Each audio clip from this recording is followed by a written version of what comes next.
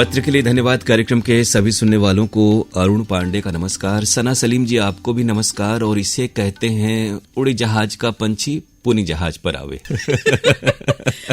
अरुण जी आपको और कार्यक्रम सुनने वाले सभी श्रोताओं को दोहा मुबारक। एक बार फिर से नमस्कार। गर्मी मुबारक हो।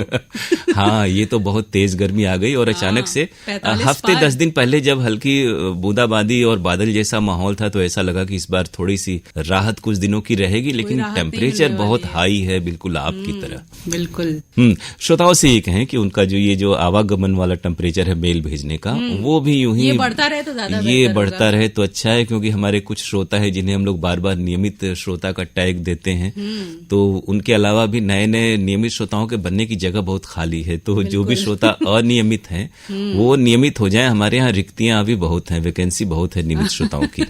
तो ये पहला जो मेल आज का हमें मिला है ये है मुगल सराय से सुनील कुमार सिंह का। जी, ये वास्तव में हमारे नियमित श्रोता हैं पटेल नगर से। ये कहें कि कुछ श्रोता हमारे ऐसे हैं, जैसे हमें लग रहा है पिछले हफ्ते राजकिशोर जी का जो मेल था फरियाने वाला, तो हालांकि वो हर बार कुछ न कुछ फरियाते रहते हैं। अब हमें भी डाउट होता है कि ये फरियाना है कि फरियाना है। वैसे देशज भाषा है तो फरियाना ही होगा, तो हम फरिया के ये कह रहे हैं राजकिशोर जी और बाकी कुछ एक और श्रोताओं से कि कोई भी मेल जब आप एक बार भेज देते हैं तो फिर इंतजार करें उसके शामिल होने का, क्योंकि कुछ भी मेल हम जाया नहीं करते। भेजने के पहले एक बार पढ़ लें। हाँ, तो पढ़ लें और दोबारा न भेजें, क्योंकि उससे ये डर रहता है कि 1-2 महीने के अंतराल पे आपने सेम कंटेंट भेज दिया तो रिपीट होने का अंदेशा रहता है, क्योंकि हम लोग को लगता है कि आपने फिर से भेजा है और वो पकड़ में बात बाद में आ जाती है। तो कोई भी श्रोता दोबारा मेल न भेजें। सुनील कुमार सिंह जी लिख रहे हैं कि 5 अप्रैल 2026 दिन में 11:30 पर फोन इन कार्यक्रम आरोग्यम विषय नेत्र संबंधी समस्याएं एवं समाधान कार्यक्रम ज्ञानवर्धक रहा, जिसमें डॉक्टर विशाल यादव ने श्रोताओं द्वारा पूछे गए प्रश्नों का सटीक जवाब दिया। साथ ही कार्यक्रम के बीच बीच में संबंधित विषय पर श्री अरुण पांडे जी ने चर्चा करके इसे रोचक बना दिया। दोपहर 1:15 पर आज इतवार है, झलकी बड़े बाबू की कसरत, लेखक कैलाश गौतम, प्रस्तुति विपिन शर्मा। यूं तो झलकी कई बार सुन चुके हैं, फिर भी झलकी गुदगुदाती रही और होठों पर मुस्कान आती रही। तो यूं ही आपके होठों पर मुस्कान बनी रहे। आकाशवाणी का और कार्यक्रमों का उद्देश्य तो यही होता है। जो दोनों लोग हैं विपिन शर्मा और कैलाश गौतम, ये हमारे आकाशवाणी के नियमित कर्मचारी अधिकारी रहे हैं, और कैलाश गौतम तो अच्छे कवि भी थे, लेखक के साथ साथ मतलब इन झलकी नाटक के और कंपेयर भी थे हमारे यहाँ। विपिन शर्मा ने भी बहुत सारे धारावाहिकों में भी काम किया और रेडियो से तो जुड़े थे ही। और उससे पहले जो आपको आरोग्य में बातचीत पसंद आई, डॉक्टर विशाल यादव तक आपकी बधाई पहुंच रही है। इसी दिन दोपहर 1:30 पर व्हाट्सएप पर आधारित लोकप्रिय कार्यक्रम लोक रंग, प्रस्तुति अरुण पांडे जी। इसमें सतीश चंद्र, मालिनी अवस्थी और रामचंद्र दुबे के गाये लोकगीत सुनने को मिले। गीतों का चयन अच्छा था। शानदार प्रस्तुति के लिए पांडे जी को बधाई। लोक रंग कार्यक्रम आपने सुना और लोकगीतों में आपके संदेश आते रहते हैं, तो हमें भी अच्छा लगता है कि आप जैसे जो श्रोता हैं वो लोक रंग कार्यक्रम में निरंतरता अपनी उपस्थिति उसमें बनाए रखते हैं। और ये कलाकार जितने हैं उन तक आपकी बधाई पहुंच रही है। और यूं ही प्रोग्राम सुनते रहें। और आगे क्या लिख रहे हैं? आगे लिख रहे हैं कि 9 अप्रैल को फरमाइशी गीत एक्सप्रेस, फिर वही बात, प्रस्तुतकर्ता मैडम ने अपना नाम नहीं बताया। ये एक मैडम है, हमें लगता है कि जब आपका आता है उसमें नाम तो यही वाली मैडम नाम नहीं बताती हैं। हालांकि हमने उन लोगों को कई बार कहा है, तो एक आध मैडम ऐसे हैं कि वो कहती हैं कि जब तक हमें ये नहीं लगेगा कि मैं अच्छा कर रही हूँ तब तक मैं अपना नाम ही नहीं बताऊंगी। जी, तो वो अच्छा करने लगे। आपके साथ साथ हम लोग भी यही उन्हें शुभकामना देते हैं, दुआ करते हैं। तो हुआ क्या आखिर उस दिन क्या हुआ ये तो यही बताएंगे। अच्छा, नाम नहीं बताया, बस इतनी सी शिकायत है कि नाम गलत पढ़ा गया, नहीं पढ़ा गया, ऐसा कुछ है क्या? उन्होंने अपना नाम नहीं बताया। 10 अप्रैल को दिन में 11 बजे नीलू तिवारी द्वारा प्रस्तुत फरमाइशी गीत एक्सप्रेस व्हाट्सएप संस्करण पटरी से उतर गई। कार्यक्रम नीरस लगा, कारण श्रोता संघों का नाम इन्होंने खूब पढ़ा, मैसेज कम शामिल किए, बीच बीच में अटक रही थी और हमारे जैसे एक बार संदेश भेजने वाले श्रोता को नजरअंदाज किया। तो इन्होंने नाम बता दिया, ये भला हुआ। तो जैसे ही वो परिलक्षित होंगी, दिखेंगी, हम लोग उन्हें बता देंगे। और पहले भी कई बार हम लोगों ने जो यहाँ पर तमाम मंच है वहाँ कहा है कि श्रोता संघों के नाम नहीं लेने हैं, दुकान प्रतिष्ठान संगठन का नाम नहीं लेना है। और नीलू जी की ये दूसरी पारी है। नीलू तिवारी इससे पहले भी एक बार कुछ एक एक अरसे तक यहाँ पे थी, तो थोड़ा उन्हें ध्यान देना चाहिए। और ये जो प्रोग्राम है वास्तव में उसमें सतर्कता और स्पीड तो बहुत, एक्यूरेसी बहुत चाहिए, क्योंकि नाम तुरंत आपको खोल करके ओपन करके पढ़ने होते हैं। तो उम्मीद है धीरे धीरे स्किल हर कोई सीख लेगा और प्रोग्राम आपको अच्छा आएगा। आपकी ये बात हम लोग जरूर वहां तक पहुंचा देंगे, और फिलहाल तो खेद ही प्रकट कर सकते हैं, आप भी समझते हैं। आगे लिखते हैं कि 11 अप्रैल को दोपहर 12 बजे गैर फिल्मी गीतों पर आधारित कहकशां प्रस्तुति अरुण पांडे। इस कार्यक्रम में गुलाम अली, जगजीत सिंह, पंकज उदास के गाए एक से बढ़कर एक गजल सुनने को मिले। अंत में हम यही कहेंगे, आप जिसके करीब होते हैं वो बड़े खुशनसीब होते हैं। ये रेडियो के लिए हम लोग कहें, दरअसल हम ये चाहते हैं, सुनील जी आप भी जानते हैं कि हमारे प्रोग्राम का स्तर अच्छा होना चाहिए। रेडियो की जो गरिमा है, हम लोग रेडियो सुनते सुनते ही बड़े उम्मीद से, शौक से बहुत सारे काम और मिल सकते थे, बावजूद उसके इसमें आना बस इसलिए था कि रेडियो वो कला का माध्यम है जिससे जुड़ाव, एक लगाव, जुनून की तरह होता है। तो वो जो म्यार है आकाशवाणी का वो कायम रहे, हम सबकी कोशिश यही रहनी चाहिए। और तभी हम आज के समय में जब इतनी उपलब्धता है मीडिया की और प्रतियोगिता है, प्रतिद्वंदिता है, इसमें टिकेगा वही जिसमें गुणवत्ता होगी, और ये गुणवत्ता बनाए रखने की सामूहिक जिम्मेदारी हम सबकी है। और इस मेल के लिए आपका बहुत बहुत शुक्रिया, और आपने बड़ा साफ साफ लिखा था, जो हर श्रोता को हम यही कहते हैं कि आप सिर्फ तारीफ न लिखें। हम लोग देख, एक्चुअली तो क्या है कि वास्तव में जो कलाकार होता है वो जानता है कि हम क्या अच्छा कर रहे हैं और हमारे अंदर क्या कमियां है। तो कमियां जब हम लोग अपनी जानते हैं तो आदमी के पांव जमीन पर रहते हैं, और वो हमेशा कुछ सीखने की, सुधारने की अपने अंदर चेष्टा करता रहता है। लेकिन श्रोताओं के ऊपर भी यही जिम्मेदारी है कि वो साफ साफ लिखें, जहां भी कोई गलती हो, कुछ बात हो तो ध्यान उस ओर जरूर इंगित कराएं, ताकि इस मंच से भी उस व्यक्ति को मालूम हो कि कहाँ कुछ कमी रह जा रही है। उस साफ के साथ साथ इन्होंने मैसेज जो लिखा है, हमें मेल किया है, वो भी बहुत साफ सुथरा ये लिखा आपको पढ़ने में आसानी हुई। वरना अभी आने वाला है जिसमें आपको फरियाना पड़ेगा। जी, और इस मेल के लिए आपका बहुत बहुत शुक्रिया। अगला ये जो मेल है, हमारे नियमित श्रोता हैं जमानिया जिला गाजीपुर से सुरेश जायसवाल, उर्मिला जायसवाल, दीपक जायसवाल और स्वाति जायसवाल का जी। बधाई के साथ लिख रहे हैं, 8 मार्च को आरोग्यम में डॉक्टर दिनेश पांडे से शिखा श्रीवास्तव की बातचीत मानसिक डिप्रेशन पर बहुत ही ज्ञानवर्धक लगी। बहुत सारे श्रोताओं के जवाब भी सहज तरीके से दिए गए जो अच्छे लगे। इसके लिए डॉक्टर साहब और शिखा श्रीवास्तव जी को बहुत बहुत बधाई। 10 मार्च को अंजना झा द्वारा प्रस्तुत फरमाइशी गीत एक्सप्रेस, 11 मार्च को चित्रा दुबे द्वारा प्रस्तुत ईमेल पर आधारित फरमाइशी गीत एक्सप्रेस, 13 मार्च को अनुपम गुप्ता द्वारा प्रस्तुत फरमाइशी गीत एक्सप्रेस और पहली बार योगेश कुमार द्वारा प्रस्तुत फरमाइशी गीत एक्सप्रेस सुना, जो हम लोगों को बेहद पसंद आया।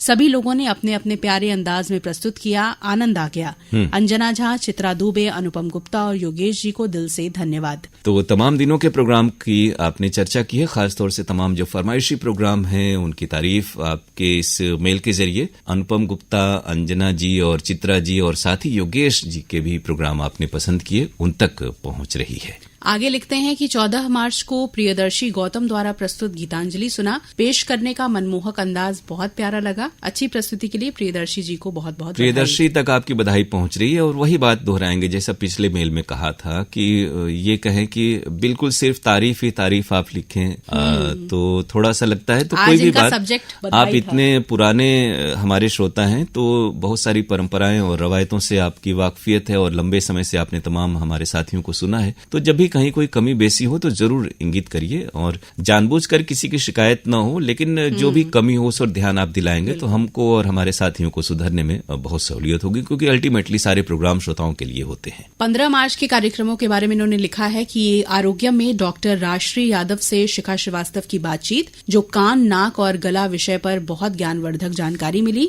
इसके लिए डॉक्टर राजश्री यादव और शिखा श्रीवास्तव को बहुत बहुत बधाई। उसी दिन आराधना पांडे द्वारा प्रस्तुत हेलो फोन इन फरमाइश सुना, जो बेहद पसंद आया।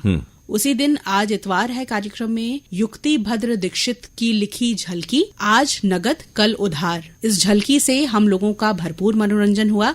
इसके लिए आकाशवाणी वाराणसी और लेखक, प्रस्तुतकर्ता तथा कलाकारों को बहुत बहुत बधाई। तो आपकी बधाई इस प्रोग्राम के जरिए इन तमाम लोगों तक पहुंच रही है, और आपकी जो बधाई शीर्षक वाला ये जो मेल था वो भी कार्यक्रम में शामिल हुआ, तो बधाई आपको भी। लेकिन अगली बार आपकी थोड़ी सी सलाह और शिकायतों का भी हमें इंतजार रहेगा सुरेश जी। और अगली बार हम आशा करते हैं कि आपके मेल की शुरुआत शिकायत से होगी। जी।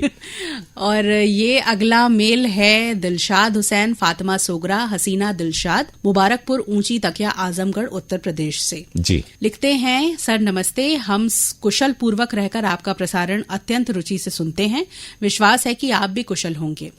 दिनांक 27 मार्च को आपके केंद्र से प्रसारित कार्यक्रम गुड मॉर्निंग बनारस श्री राम नवमी पर आशुतोष शास्त्री का विशेष अंक, जिसमें अयोध्या में श्री रामलला का स्केच बनाने वाले डॉक्टर सुनील कुमार विश्वकर्मा से उनके तत्कालीन मनोभाव उन्हीं की जुबानी, साथ ही काशी कथा में 500 वर्षों से भी अधिक प्राचीन राम मंदिरों के बारे में जानकारी अपने बनारसी बाबू से सुनी।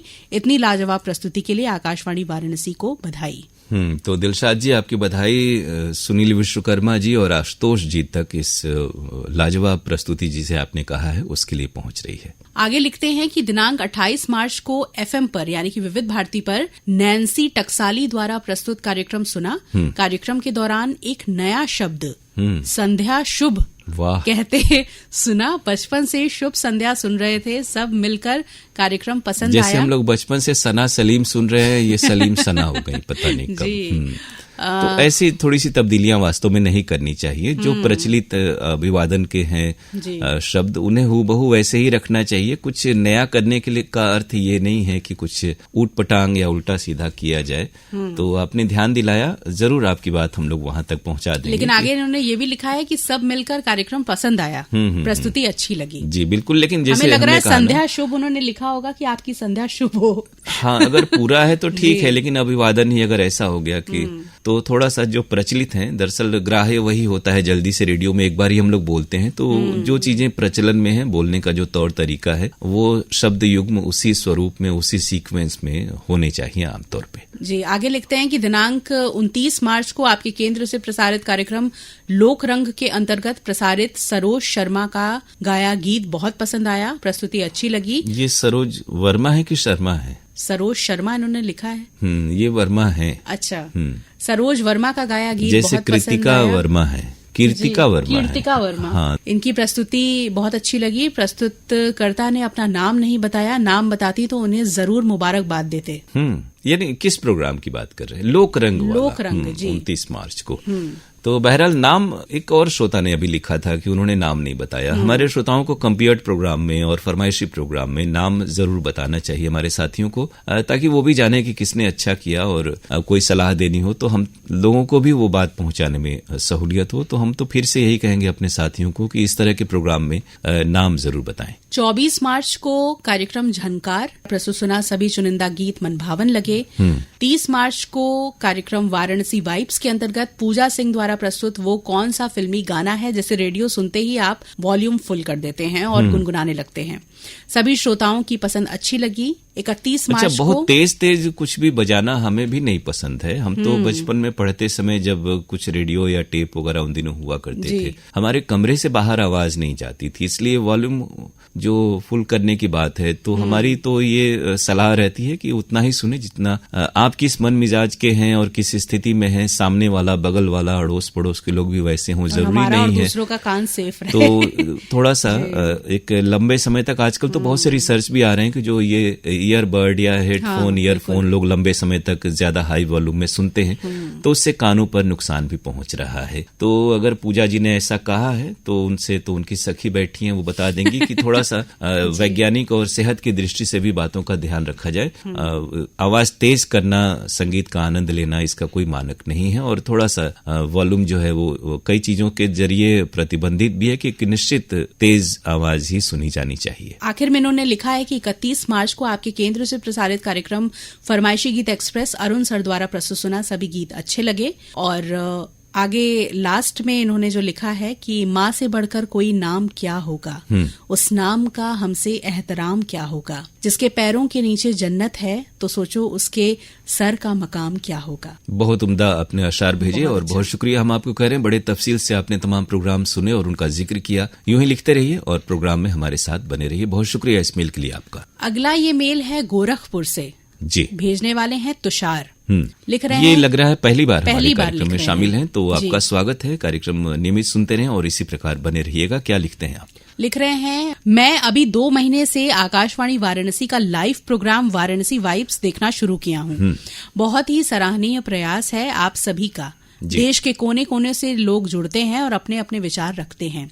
अभी पिछले दिनों निराली निवेदिता जी का प्रोग्राम देखा, जिसमें उन्होंने एकल परिवार और संयुक्त परिवार विषय पर बातें की, जो कि काफी सराहनीय थी। निवेदिता जी का विषय का चुनाव और कार्यक्रम में उनकी प्रस्तुति काफी सराहनीय लगी। सीधी साधी मंजूषा जी का कार्यक्रम भी मुझे बहुत पसंद आया। उनकी बातें काफी मीनिंगफुल रहती हैं, जिससे अच्छा, ये स्वयं को सीधी सादी मंजूषा बोल रही हैं क्या आजकल? हाँ, क्योंकि एक दो श्रोताओं ने इस संज्ञा और संबोधन का जिक्र किया है, तो हमें लगा श्रोता कह रहे हैं सीधी सादी हैं। ये अपना इन्होंने वो बना लिया है। अच्छा, ये सीधी सादी हैं। हाँ, और आपके बारे में क्या ख्याल है? या बाकी जो और लोग करते हैं? खैर, सब कोई अपना कुछ न कुछ कह रहा है, तो उन्हें भी हक है कि वो भी कुछ कहें। जी, उनकी बातें इन्हें काफी मीनिंगफुल लगती हैं, जिससे वो श्रोताओं को अपने कार्यक्रम में बांधे रखती हैं। जी, तो आपको इन दोनों साथियों के प्रोग्राम पसंद आते हैं। आपकी बधाई मंजूषा ज्योत्सना और निराली निवेदिता सिंह है। निवेदिता, हाँ जी। तो निवेदिता जी तक पहुंच रही है। हालांकि मैं काम की वजह से कभी कभार ही देख पाता हूँ, लेकिन प्रयास रहता है कि हमेशा आपके कार्यक्रमों को देखूं। आप सभी को बहुत बहुत धन्यवाद। तो बहुत सारे हमारे जो कार्यक्रम है दोनों ही केंद्रों के, वो दिखाई तो नहीं देते, सुनाई पड़ते हैं, तो थोड़ा देखने के साथ साथ सुनिए भी। और ये जरूर है कि इस नए वाराणसी वाइब्स ने जो आजकल फेसबुक पर लाइव हो रहा है, उसने आप जैसे नए श्रोताओं को भी जोड़ा है, तो ये जानकर हमें खुशी होती है। और आप यूं ही जुड़े रहेंगे और इसमें प्रोग्राम में जरूर अपनी प्रतिक्रियाएं, बाकी कार्यक्रमों की भी, और वहां पर जो आप फेसबुक वगैरह पर हमें सोशल मीडिया पर देख पा रहे हैं, वहां के भी प्रोग्राम के बारे में यूं ही लिखते रहिए। आपके अगले मेल का इंतजार रहेगा हमें। जी, और अभी बाकी और भी बहुत सारे मेल हैं जो हम अगले हफ्ते शामिल करेंगे प्रोग्राम में, क्योंकि अब समय हो चला है आपसे विदा लेने का। ऐसे ही अपने मेल्स जो है हमें भेजते रहिए, अपनी प्रतिक्रियाएं हमें लिखते रहिए। हमारी ईमेल आईडी पर pkldairvaranasi@gmail.com पर आपकी प्रतिक्रियाओं का हमें इंतजार रहेगा। और आपसे हमारी मुलाकात होगी अगले हफ्ते इसी कार्यक्रम में। तब तक के लिए अरुण पांडे और सना सलीम को दीजिए इजाजत। नमस्कार।